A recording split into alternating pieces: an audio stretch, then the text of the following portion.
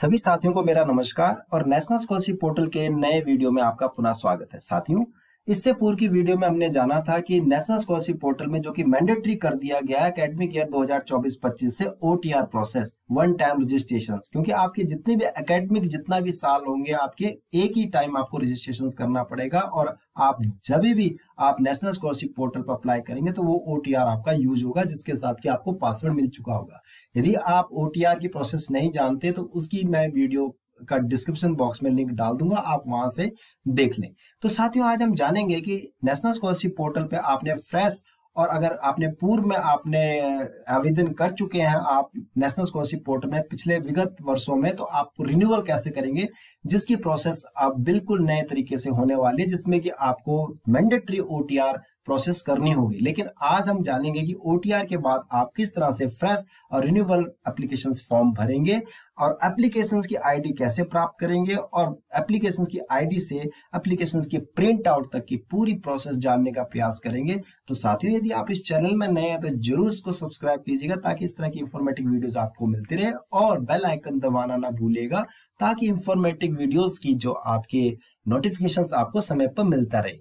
तो हम चलते हैं आगे। तो सबसे पहले हमने देखना है, इससे पूर्व की वीडियोस में हमने देखा था कि किस तरह से ओटीआर प्रोसेस होगी और इसका भी लिंक मैं डिस्क्रिप्शन बॉक्स में डाल दूंगा।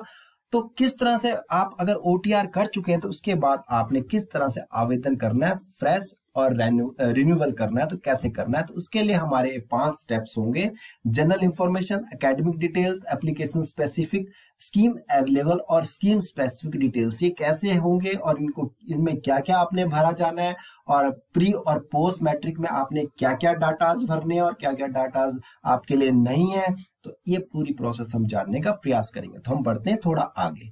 यदि आप इस चैनल में नए हैं तो जरूर इसको सब्सक्राइब कीजिएगा। अब देखिए, यहाँ पर सबसे पहले आप स्टूडेंट्स में चले जाएंगे। जब लॉगिन करेंगे स्टूडेंट्स में जाके अप्लाई फॉर स्कॉलरशिप में आप चले जाएंगे और अप्लाई फॉर स्कॉलरशिप में लॉगिन कर लेंगे। अप्लाई फॉर स्कॉलरशिप में आप लॉगिन तब करेंगे जब आप ओटीआर अपने जनरेट कर चुके होंगे। तो आपके पास ओटीआर होगा, उसका पासवर्ड आपने कर लिया होगा, उसको आपने पासवर्ड अपने हिसाब से कर लिया होगा। उसमें आप पासवर्ड डालेंगे, कैप्चा डालेंगे और लॉगिन कर लेंगे। जैसे ही आप लॉगिन करेंगे, ध्यान रहेगा कि आपकी जो पासवर्ड है उसे जरूर चेंज कर लेगा, जो कि आपके मैंडेटरी आप पासवर्ड जो मिला होगा आपको ओटीआर जनरेट करते हुए, उसके बाद आप पासवर्ड रिसेट कर लेंगे। अब इस तरह से आप डाल लेंगे और उसके बाद जैसे ही आप डालने लगेंगे आप देखेंगे कि आप दूसरे उसमें पहुंच चुके हैं।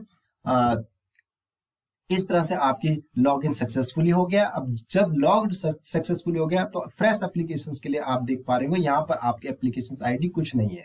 तो आप एक बार पहले अपनी प्रोफाइल जरूर देख लें कि आपकी प्रोफाइल ठीक है या आपके वार्ड या आपके बच्चे की, आपके स्कूल के बच्चे की प्रोफाइल ठीक है, उसमें कोई गलती त्रुटि तो नहीं है।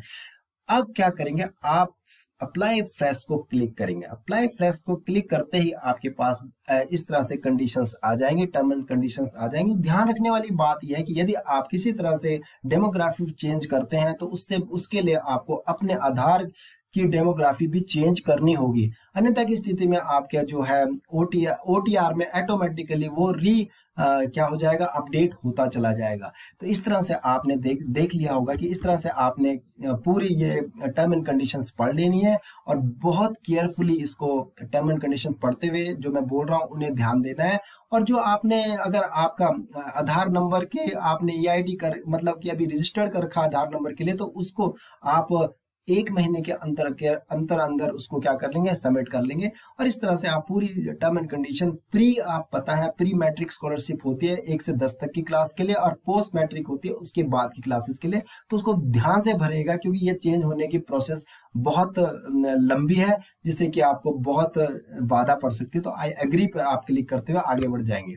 जैसे आई एग्री पर क्लिक करेंगे उसके बाद आप अपनी स्टेट भर लेंगे, स्कॉलरशिप कैटेगरी भर लेंगे, प्री मैट्रिक है या पोस्ट मैट्रिक है, स्कॉलरशिप है या इंसेंटिव है, इसे क्लिक कर लेंगे और सबमिट कर लेंगे। यहाँ पर ध्यान देने वाली बात है कि अगर यहाँ पर कैंसिल करके आप प्री और पोस्ट को आप चेंज करना चाहते कर सकते हैं, लेकिन अगर ये आपने फाइनल भर दिया आप इसे चेंज नहीं कर पाएंगे सबमिट होने के बाद, क्योंकि यहाँ पर नोटिफिकेशंस आपको साफ दिखाई दे रही है कि डू वार्निंग, अगर do you want to proceed, yes अगर कर रहे हैं तो एप्लीकेशन पेज कंप्लीट हो जाएगा और उसके बाद आप देख पाएंगे। अभी भी देखिए आपकी एप्लीकेशन आईडी यहाँ पर फ्लैश नहीं हुई है, अभी आपकी प्रोसेस स्टार्ट हुई है अभी और एक्टिव कंडीशंस में चली गई है।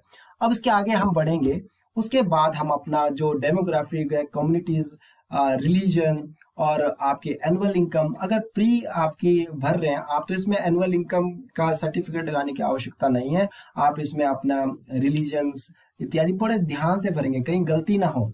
अगर आपको लगता है कि आप अभी भर रहे हैं और आप चाहते हैं कि इसको सेव नहीं करना चाहते, आप आगे फॉरवर्ड करना चाहते हैं, तो ये देखिए यहाँ पर अदर जो है इसमें देख लीजिए बहुत सारे यहाँ पर क्लासेस दे रखी हैं, जिसमें कि आप देख सकते हैं कि कैसी कैसी क्लासेस में आपके पेरेंट्स या आप काम कर रहे हैं, यदि आपने वार्ड का अपने बच्चे का भर रहे हैं तो वहां पर आप दे दें, अन्यथा की स्थिति में अदर ही लिखें। और क्योंकि प्री मैट्रिक है तो मैरिटल स्टेटस आप अनमैरिड ही होगा। और देखिए यहाँ पर सिंगल गर्ल चाइल्ड का भी ध्यान रखेंगे, सिंगल गर्ल चाइल्ड को भी बेनिफिट मिलता है, स्कॉलरशिप मिलती है सीबीएसई में। तो अगर एक ही बच्ची है और एक ही पेरेंट्स की एक ही बच्ची है तभी सिंगल गर्ल चाइल्ड मानी जाएगी, और दो बच्चे हैं एक लड़का एक लड़की है तब सिंगल गर्ल चाइल्ड नहीं मानी जाएगी, नो कर देंगे। और यहाँ पर एनी पेरेंट्स अलाइव, तो ये देखो यहाँ पर कंडीशंस नहीं दे रखी हैं, इसमें से जो कंडीशंस फुलफिल होती है उसमें डालेंगे, अन्यथा की स्थिति में नो अप्लीकेबल लिख देंगे। और इसके बाद यहाँ पर इतना करने के बाद ये आप ये जनरल प्रोफाइल भरी जा रही है बच्चे की। यहाँ पर देखिए, यहाँ पर आप अपनी डिस्ट्रिक्ट, अपना लोकेलिटी, अपना सब डिस्ट्रिक्ट, विलेज, जो भी आप उसमें परफॉर्मेंस में भर लेंगे। और यहाँ पर जो हाउस नंबर आपने भरना है, यहाँ पर हाउस नंबर भरते हुए सिर्फ ध्यान रखना है कि 3 डिजिट का हो जाए। तो अगर आपका कोई हाउस नंबर नहीं अलाउड है तो वहां पर 100, 150 ऐसी तरह से आप डाल लेंगे, क्योंकि यहाँ पर कुछ भी ब्लैंक नहीं होना चाहिए। पिन कोड के बाद अगर आप ड्राफ्ट में रखना चाहते हैं ड्राफ्ट कर लें, नहीं तो सक्सेस आप क्या कर लें, उसे आगे भर लें। देखिए आपकी पहला स्टेप पूरा हो गया, जनरल इंफॉर्मेशन सेव सक्सेसफुली, ये आपकी जनरल इंफॉर्मेशन भर ली गई है। उसके बाद अब आती है हमारी दूसरी इंफॉर्मेशन जो एकेडमिक डिटेल्स है। उसके लिए सबसे पहले हम स्कूल को सिलेक्ट करेंगे, किस स्कूल से आप अप्लाई कर रहे हैं। सबसे पहले अगर नेम से आपने अप्लाई करना है तो सर्च बाय नेम, नेम से अगर आप क्लिक करते हैं तो वहां पर आपकी स्टेट आ जाती है, डिस्ट्रिक्ट आ जाती है, सारी कंडीशंस आ जाती हैं। दूसरा सर्च बाय AISC, ITI वगैरह की इनके अलग पैटर्न है। अगर सबसे अच्छा और सबसे जो सरल तरीका है यूडाइस से, क्योंकि आप प्री मैट्रिक है तो प्री मैट्रिक में सारे स्कूल्स को यूडाइस कोड मिला होता है प्री, तो उसमें यूडाइस कोड आप जनरली डाल देंगे। और जनरल डालते हुए जो यूडाइस कोड है आप उस कोड को डाल लेंगे प्रिंसिपल या अपने प्रधानाध्यापक से पूछते हुए और सर्च कर लेंगे। तो जैसे ही सर्च करेंगे तो वहां पर वो स्कूल फ्लैश होने लगेगा, क्योंकि यूडाइस में स्कूल फ्लैश होने लगेगा। और जैसे ही फ्लैश होगा वहां पर आप टिक कर लेंगे, उस स्कूल को टिक कर लेंगे और वो स्कूल का नाम फ्लैश होने लगेगा कि ये आपका इस इंस्टीट्यूट से भर रहे हैं, तो आप इसको यस कर लेंगे। और यहाँ पर आपका यस भरते ही आप देखेंगे कि उसके बाद आपकी डेमोग्राफिक एकेडमिक भरना लग जाए, कौन सी क्लासेस में है और प्रेजेंट क्लास में कौन से डेट को आपने एडमिशंस लिया है। इसमें आप भर लेंगे प्रॉपर जो भी जिस भी जिस मंथ, और जाहिर सी बात है 24 में तो इसी साल के किसी मंथ में आपने एडमिशन लिया होगा, उसे डालते हुए आप आगे बढ़ जाएंगे। और देखिए उसके बाद क्या क्या कंडीशंस निकल के आ रही है। उसके बाद आपके प्रीवियस, यहाँ पर देखिए, यहाँ पर आपने डालते ही जैसे डालेंगे तो प्रेजेंट क्लास स्टार्ट डेट जो है वो डाल लेंगे। उसके बाद एडमिशन नंबर डाल लेंगे, अपना एडमिशन रिलीजन क्या कहते हैं रजिस्ट्रेशन नंबर डाल लेंगे बच्चे का, वो एंटर कर लेंगे। उसके बाद रोल नंबर डाल लेंगे जो स्पेसिफिक है, और सेक्शन डाल लेंगे, सेक्शन बाय डिफॉल्ट ABC जो भी आपने डालना है वो डाल लेंगे। उसके बाद आप चलेंगे प्रीवियस, देखिए आपने प्रीवियस क्लास की परसेंटाइल जरूर भरने। यदि आप फर्स्ट क्लास में आए हैं, इस साल आए हैं, तो इससे पिछले साल में आपकी क्या रही होगी, ग्रेडिंग सिस्टम रहा होगा, या आपने एकेडमिक ईयर क्या कह सकते हैं आंगनवाड़ी वगैरह से किया, फिर भी आप इसमें प्रीवियस ईयर की कुछ परसेंटेज जरूर डाल लें। इसके बाद जो बोर्ड और यूनिवर्सिटी है, यदि आप किसी बोर्ड यूनिवर्सिटी से प्री उसमें प्री क्या कह सकते हैं स्कॉलरशिप के लिए अप्लाई कर रहे हैं, तो स्टेट जो आपकी यूनिवर्सिटी होगी, ये अगर आप खोजेंगे तो बहुत मुश्किल होगी। आपने क्या करना है, बोर्ड ऑफ स्कूल एजुकेशन और स्टेट का नाम इस तरह से आप सर्च करेंगे तो आपको जल्दी से ये मिल जाएगा। जैसे कि यहाँ पर पहले सिलेक्ट कर लेंगे, आप पासिंग ईयर सिलेक्ट कर लेंगे, परसेंटाइल सिलेक्ट कर लेंगे, उसके बाद बोर्ड ऑफ, जैसे कि यहाँ पर आप देख पा रहे हैं कि बोर्ड ऑफ डाल रहे हैं,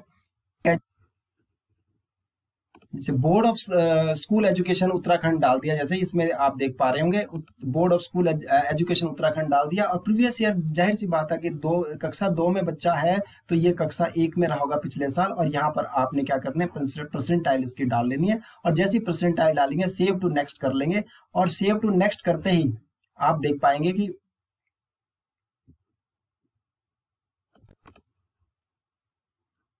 नेक्स्ट करके ये आपकी जो एकेडमिक वाला पोर्शन है वो कंप्लीट हो गया। दो तरह के एकेडमिक वाला कंप्लीट हो गया। अब यहाँ पर कह रहा है कि गो टू एकेडमिक डिटेल करना चाह रहे हैं आप या कंटिन्यू। अभी भी एकेडमिक डिटेल्स में अगर आप कुछ भी चेंज करना चाह रहे हैं तो कर सकते हैं, नहीं तो आप कंटिन्यू करें। जैसे ही आप कंटिन्यू करेंगे आप देखेंगे कि यहाँ पर तीन कंडीशन हमारी फुल होगी।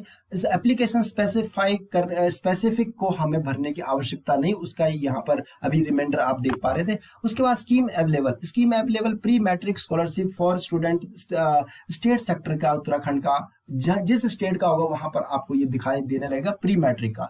और इसके बाद आप जैसे ही सेव टू नेक्स्ट करेंगे, ये फोर्थ कंडीशन आपकी हो गई पूरी। सेव टू नेक्स्ट करेंगे तो ये आपका ये कंडीशंस भी फुलफिल हो चुकी है स्कीम डिटेल सेव। उसके बाद जो पांचवी डिटेल है, scheme selected by does not require any specific detail, जो स्कीम स्पेसिफिक डिटेल है उसे भरने की आपको आवश्यकता नहीं है। और नेक्स्ट करेंगे, और नेक्स्ट करते ही जैसे दिखेंगे तो आपके पांचों जो डिटेल्स हैं ये फुलफिल ग्रीन दिखाई देने लगेगा। और जैसे ये सारी ग्रीन दिखाई देने लगेगा इसका मतलब आपका फाइनल सबमिशन कला।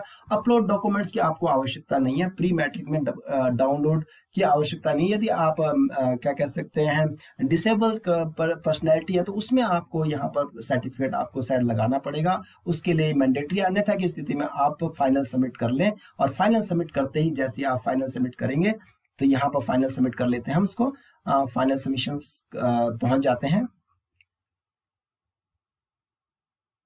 यहाँ बोल रहा है कि you want to submit finally, yes करते हैं कि क्या करते हैं आप। जैसे यस करते हैं तो आपका देख पाते हैं कि फाइनल सबमिशंस के बाद आपकी एप्लीकेशन आईडी प्राप्त हो जाती है। उसके बाद आप होम पेज में स्टेटस देखने के लिए पहुंचते हैं तो आपको किस तरह से दिखाई देता है। वापस हम होम पेज में पहुंचते हैं, तो जैसे हम होम पेज में पहुंचते हैं तो हम स्टेटस देख पाते हैं कि क्या स्टेटस है।